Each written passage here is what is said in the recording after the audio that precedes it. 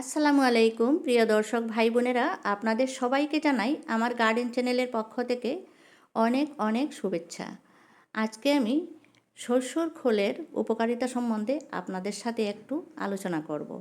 সরষের খোল জল হচ্ছে আমাদের গাছের জন্য সবচেয়ে উৎকৃষ্ট খাদ্য।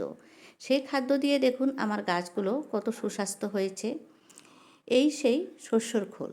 সরষের খোলগুলো দেখতে এরকম থাকে। এটা সাধারণত আমরা মিলে পাই। মিলে যে তেল শস্য থেকে বের করা হয় সেই মিলে ওরা বিক্রি করে। তাছাড়া গ্রোসারি দোকানগুলোতেও পাওয়া যায়। এরকম শক্ত অবস্থায় পাওয়া যায়। এটাকে আমরা জলে ভিজিয়ে সেই জলটা গাছে ব্যবহার করে থাকি।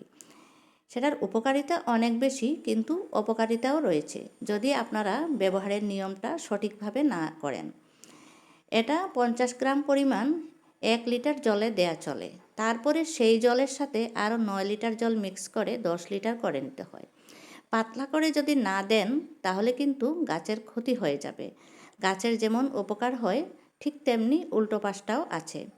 তাই আপনারা খুব সাবধানে এই শস্যর খোল জলটা গাছের জন্য ব্যবহার করবেন। আমি সপ্তাহে 1 দিন বা 15 দিনে 1 দিন আমার গাছগুলোতে খোল জল দিয়ে থাকি।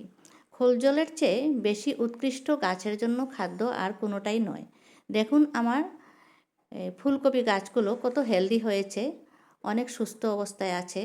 আমি 15 দিন অন্তর অন্তর আমার সমস্ত গাছগুলোতে আমি খোল জল দিয়ে থাকি। আপনারাও বাগান করুন।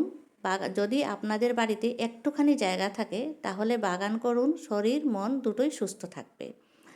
আপনারা যদি বাগান করে ভালোবাসেন, ফুলের বাগান হোক বা সবজির বাগান হোক, তাহলে অতি অবশ্যই আমার চ্যানেলটাকে সাবস্ক্রাইব করে দিয়ে আমার সাথে থাকবেন। ভিডিও পছন্দ হলে অবশ্যই একটা লাইক দেবেন। সবাই ভালো থাকুন, সুস্থ থাকুন। Happy gardening.